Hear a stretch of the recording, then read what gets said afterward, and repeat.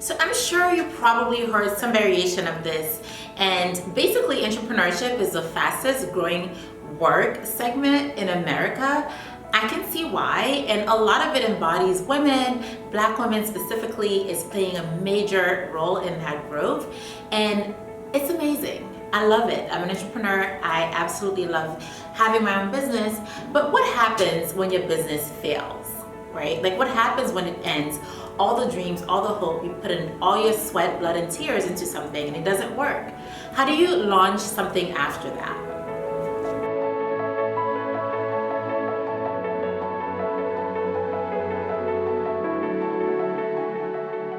Make sure you watch the whole video because at the end, I do have a bonus tip for you and I think it's a good one. See you soon.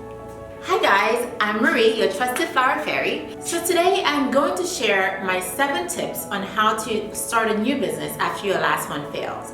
But before I dive in my suggestions, I want to kind of share with you a little bit of my backstory and what led me here and why I'm sharing this. So 12 years ago, I was working as a licensed practical nurse and going to school to be a registered nurse. I was actually doing my clinicals in New York City hospitals, and I don't know, but I just knew in my heart I wasn't going to work as a nurse.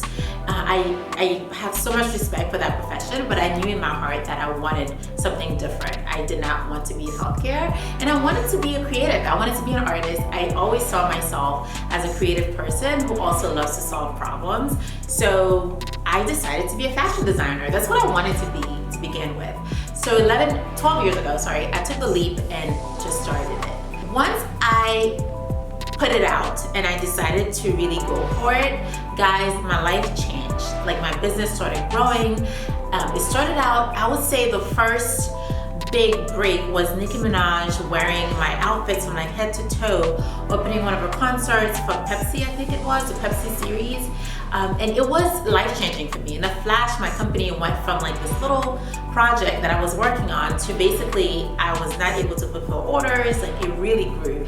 And then it kept growing. So I had Beyonce, Serena Williams, Amber Rose, like all the cool girls were wearing our stuff. And I was really like, how is this happening to me, right? Like, why is this happening? But everything was happening so fast, I just kept going. And part of it was also, besides the fear, guys, it was so exciting, right? Like, I was no longer a nurse. Every day I was waking up, doing what I love to do. And the business really grew. You know, it really grew to like 7 figures annually. I have nothing but pride for what we built. However, everything came tumbling down. So I would say the cracks started maybe around 2017, 2018. That's when the business really grew to a point where I felt like my skill sets were not sufficient to take it to the next level. And I started asking for help as much as I can, but you know, now knowing what I know now, growth is like a whole thing. You know, there are the founders who like have this idea and we bring it to life, but growth is a very different stage of the process. And I was so not equipped for growth. I was so not equipped. And, you know, I went through different consultants, different people to try to help me. But the more it grew, the more I kind of felt myself separating from the business. And ultimately, I decided I was going to move on. 2020 was going to be the year.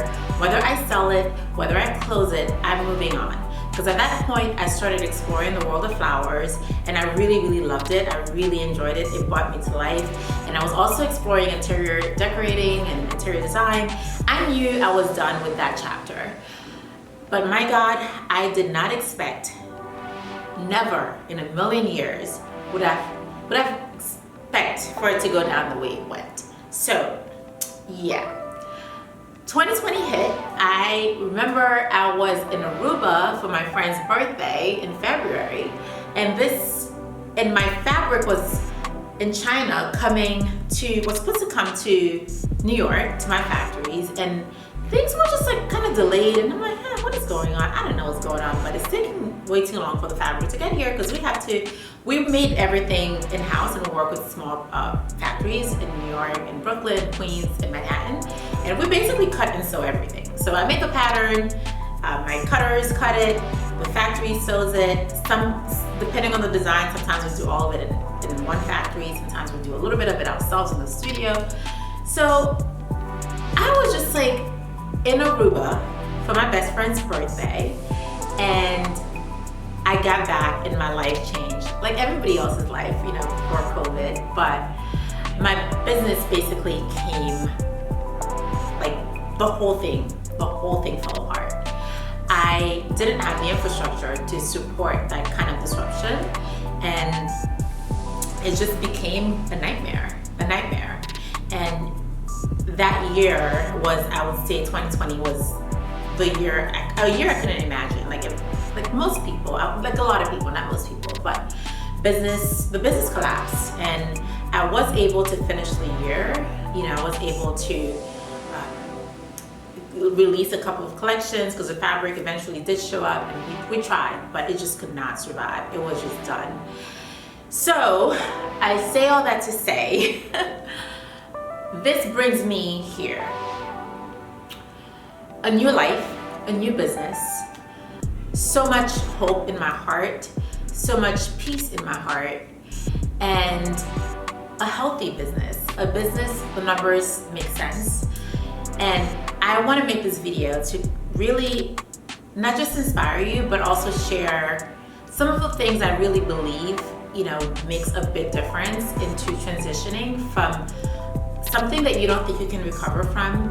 You know, when I lost my business, I thought I was going crazy, you guys. Like, I remember waking up in the morning and my pillow was wet from like crying in my freaking sleep. That's how bad, like it was straight up depression, dark days. I felt like the biggest failure, like, and it's a lot, right? It's very embarrassing. You feel so much shame because this was my first real company. My identity was wrapped in it. I didn't know anything outside of it, honestly.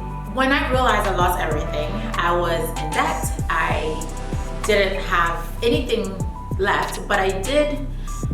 Thankfully, I'm very lucky. I'm one of the lucky few. A lot of people go through this completely alone. I had a good support system. My friends were amazing. My sister, my family. I had support. Emotionally, I did. But it was still super lonely. So I cannot imagine people who don't have that. My heart really goes out. Part of launching a new business was also survival, right? At this point, my nursing license expired. I'm pretty much out of money and I needed to make a living. So it was like, okay, what do you do? What do you know how to do? I know how to work with my hands. I know how to make arrangements. At that point, I had a few clients already. So I took the time to really immerse myself into learning this new skill of floral design. So I took online courses. I mean, YouTube was my best friend because a lot of courses are very expensive and I just couldn't afford them. So I was on YouTube, guys, for hours learning. I bought artificial flowers so I can learn how to arrange.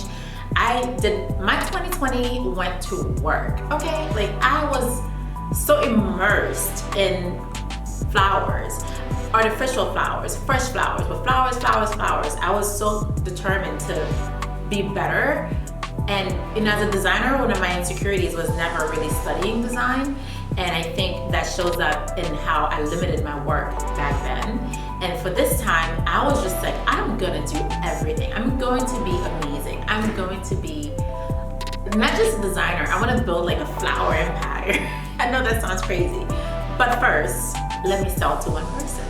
Going back to the 7 lessons. I know this was a super long intro, guys. I am so sorry. I know I kept going on about it, but I really think sometimes context is important. I don't want to be one of these people who are coming on YouTube telling you what to do, pretending to be an expert at XYZ, because honestly, I'm figuring it out. I'm still figuring it out.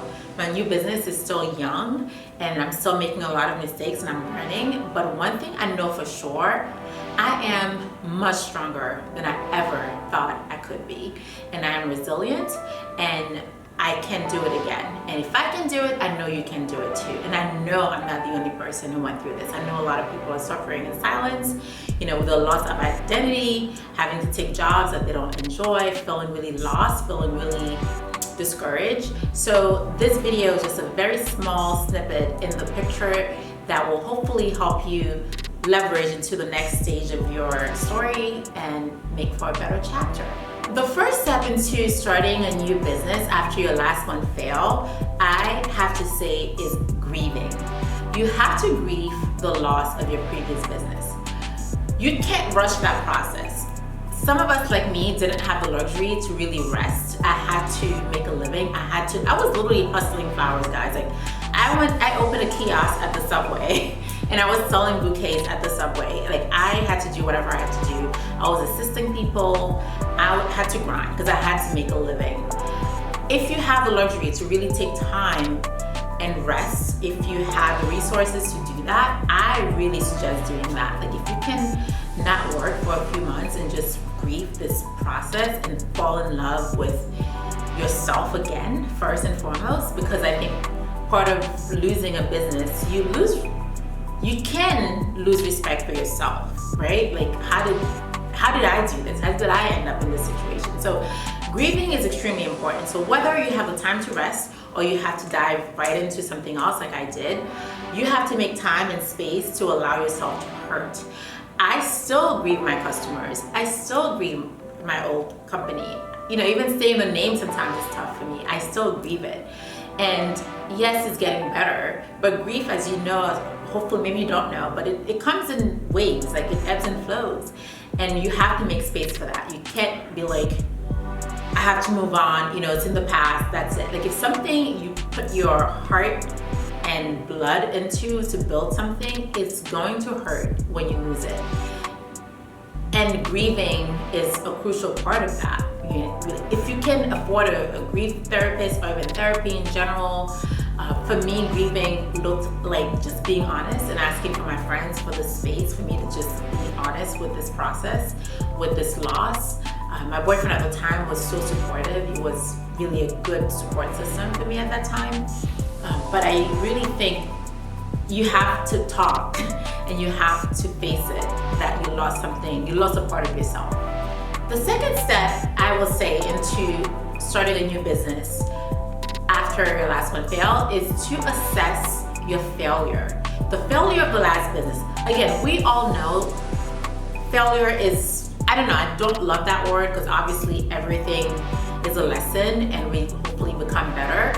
When I use business failure, that term per se is specifically the business can no longer go on. It's a kidney failure, right? If your kidneys fail, they're no longer functioning.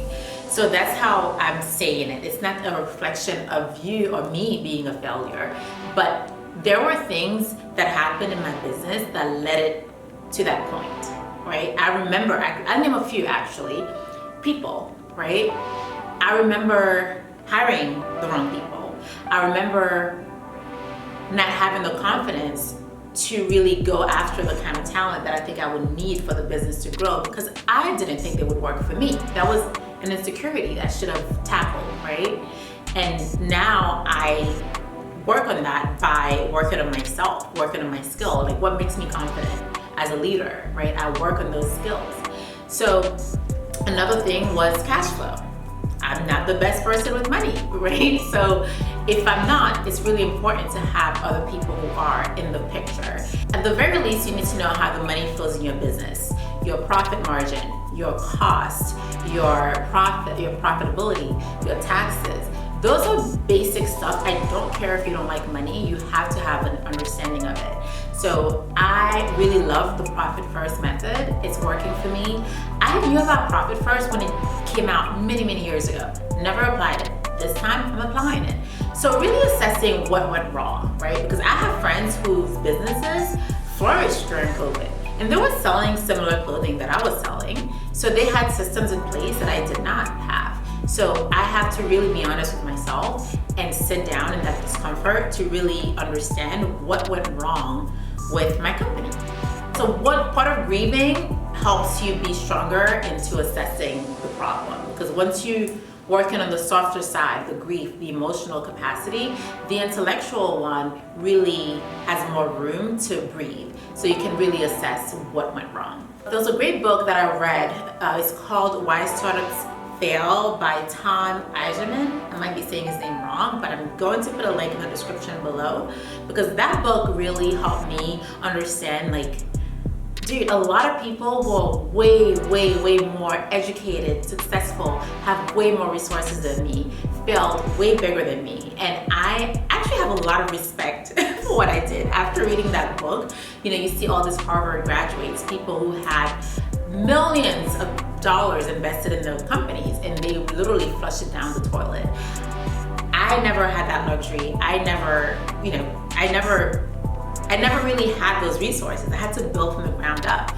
So when you understand like what went wrong, but also the ecosystem of what goes wrong in entrepreneurship, you become a lot more kind to yourself and you respect yourself more in what you've done. The third step into launching a new business after the last one failed is research. So if you launch a company and you've done it for some time, more than likely you have some skill sets that you develop over time because you've done them, right? I would say when you're in that process of like getting back on your feet, you have to go with what feels good, but really pair it with what you're good at. It's not about a labor of love. Like, you have to build a new business that works. You're not building a new business because you love it. Like, I'm not working with flowers because I love flowers. I've loved flowers before. I will love flowers forever. I will always love flowers. But I identified key things in the market that I wanted to explore. So part of my artificial flower business, for example, I rent artificial flowers locally in New York City. I build artificial installations. I love working with lower budget DIY weddings and showing people how to do that process. People pay me to just show them how to do that, put it together. And sometimes I even order the flowers for them. I keep a very small part of the profit, but ultimately I see different things and I have a lot of different ideas that I think I can solve a problem in the market as it relates to flowers and events and decor. There's a lot more I'm working on, but these are two of the many examples. My content studio, where I'm shooting right now, it's a floral themed content studio. It's so cute, guys. And we've been getting a lot of bookings for it because people want to be around flowers, right? So I have fresh flowers behind me, but I also have a beautiful floral installation of artificial flowers. So I'm not just doing this because I love flowers. I love business, I love to help people, and I also love flowers, right? But what am I good at? I'm good at color, I'm good at designing. So I focus on those things and how do I pair that? How do I pair it with solving somebody's problem?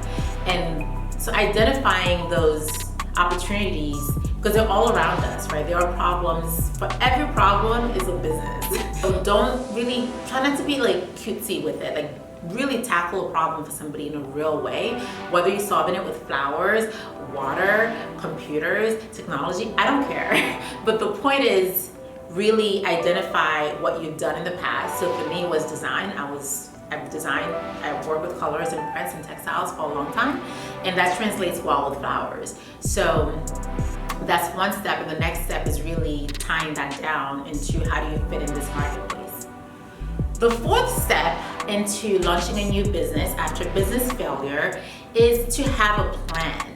I am not a big fan of having a very detailed business plan, especially in this stage when you just experience really bad failure. I really think it's important to test things out, so test it out and see where it fits, right? So for me, that looked like opening a flower kiosk at the train station in New York City.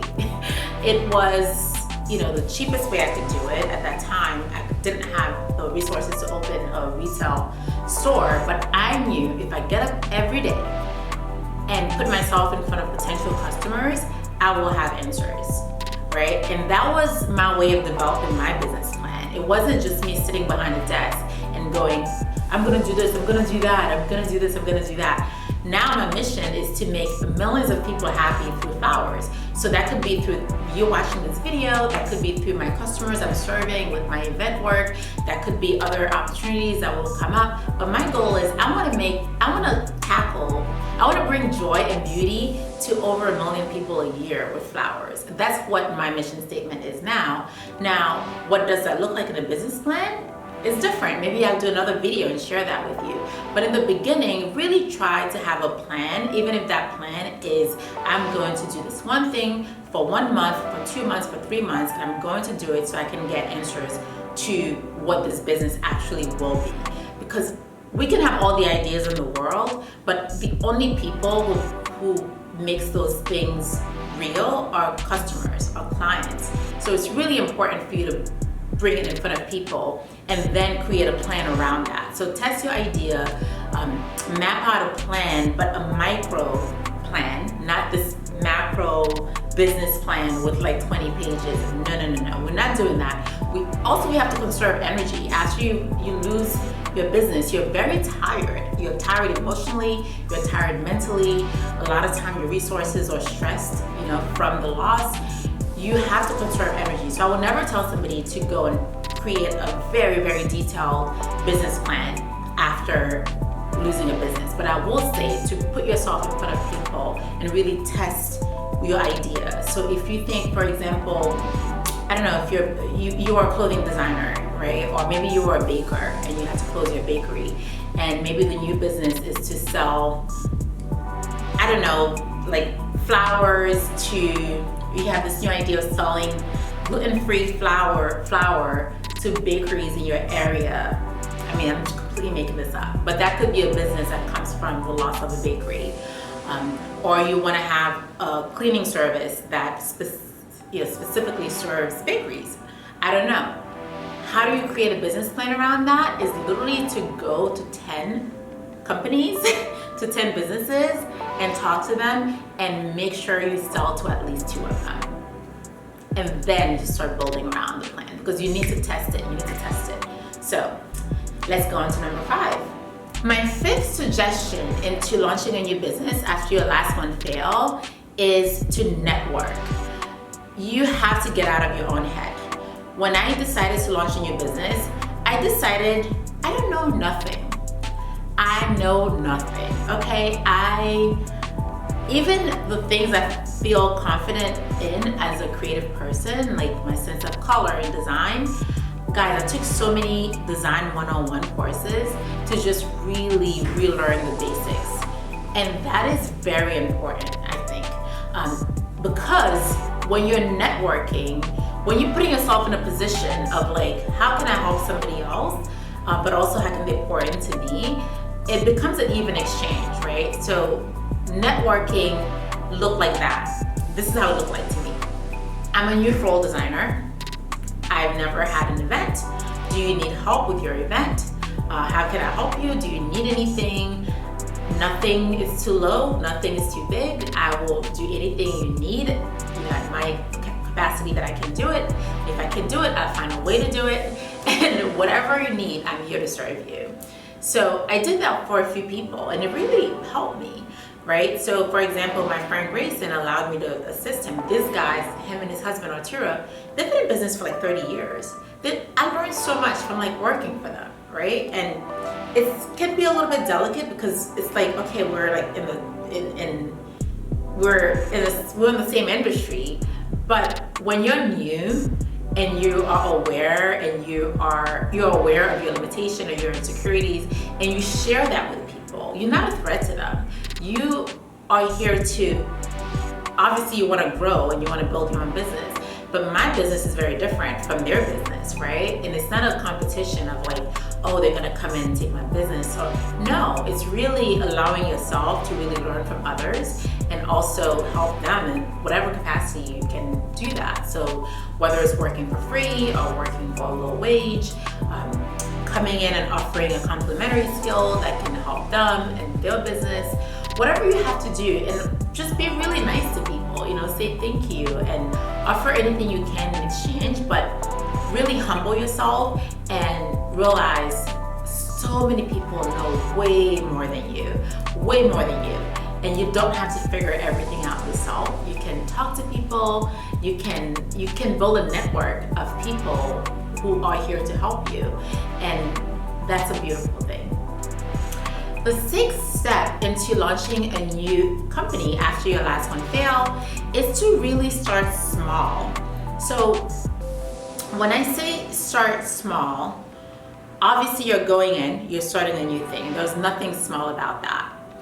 But it's really important to have precision into what you bring to the table and what you want out of this exchange, right? So it can be different factors. So for me, it was really important to make a living doing this. For somebody else, let's say you don't have that pressure, it might be you need to know this can work, right? And you're gonna test it. It could be a number of different things, but it's really important for things to be very specific into what you want to get done. So for me, that looked like I have to sell 5 bouquets today, and I have to make, I don't know, $20 on each bouquet. I'm making this an arbitrary number, I'm just making that up. But the point is, from day one, I had always had a small goal that I had to reach, because you literally sometimes have to take it a minute at a time because it's so overwhelming. So the more precise you are into the goal that you want to accomplish, even though the vision is really big and the dream is really big and the ideas are lofty, you need to have specific goals that you want to get done. So if you, let's say you want to start freelancing, before you launch your own photography business, okay, I have to assist X amount of studios in the next 30 days. I have to take X amount of photos of new clients in the next 30 days.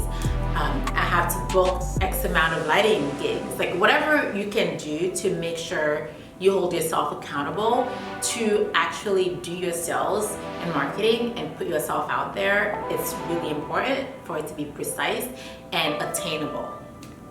The last step into launching a new company after your last one failed, I have to say, is to learn from your mistakes. Oh my God, I cannot tell you how easy it is to repeat the same mistakes, right? Especially if it was your first business that failed. So much of how you did things in that business is like second nature, because that's how you did things, right? So there's a saying I heard, how you start things is how you end up doing them. That is so true. So there's all these little bad habits that comes with us that were part of what led to our business failure, that we really have to be self-aware and mindful as they are happening in our new business, because I guarantee you they will happen in your new business, because that's how you move for a certain amount of time. So this is where being self-aware and just being mindful of doing things differently in this new business is very important. So everybody has its quirks, right? So for me, it was paying everybody before I get paid, right? Like that is done. That chapter of my life is done. If Marie cannot get paid, it doesn't get done. This is a new rule of this business, right? So, but it was so easy for me to go right back into that mode of like have nothing left for me when everybody else gets paid. So whatever it is for you, you have to really be self-aware to know, yes, this might feel natural to me because that's what I've done for a long time, but this is not who I am anymore. This is not the kind of business I want to build. So really catching yourself and learn from your mistakes, because you want to do things differently. This new business will work. It will absolutely work. You put in the work to be this amazing human being and try again and be courageous. It has to work. But part of that is letting go and shedding those old habits that no longer serves us. Okay, so we made it through the list, guys, and here is my bonus tip. My bonus tip into starting a new business after the last one failed is your commitment to self-development. You have to grow. You have to grow, not in a superficial way, but your new business has all the potentials of everything that did not work out and then some. When you do it for the second time, you're so much better, right? Like you have scars, you have battle scars.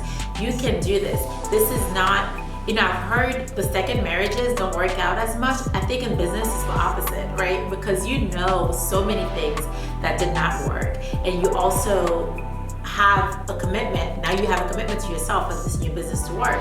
So you have to work on who you are as a person, because we are not our businesses. Our businesses are an extension of us.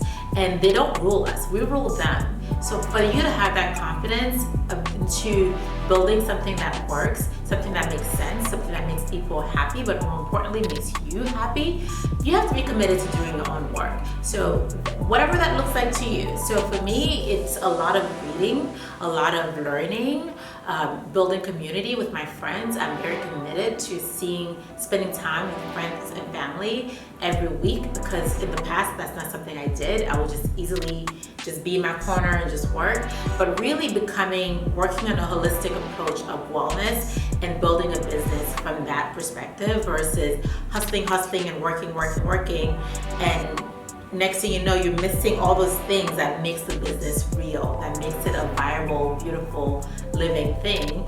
It embodies all the parts of you. For your business to work, you have to work. So you have to really commit to being well mentally, stimulating your intellect, pushing yourself further, get uncomfortable in a good discomfort, like getting a good massage kind of discomfort. Not because you can't pay your bills this month, not because your client is upset with you. You will brick by brick build a beautiful business that will serve a lot of people, make them happy, and more importantly, serve you. Thank you so much for watching, guys. If this was valuable to you in any way, make sure you like, subscribe. Please give me some feedback on this video. I'd really appreciate it by leaving a comment below, and make sure also check out my Instagram. That's where I have all the pretty things and some behind the scene looks of my event work. And yeah, I see you guys there. It's marie.jean.baptiste, and of course the link is down below, and I'll see you guys soon. Bye bye.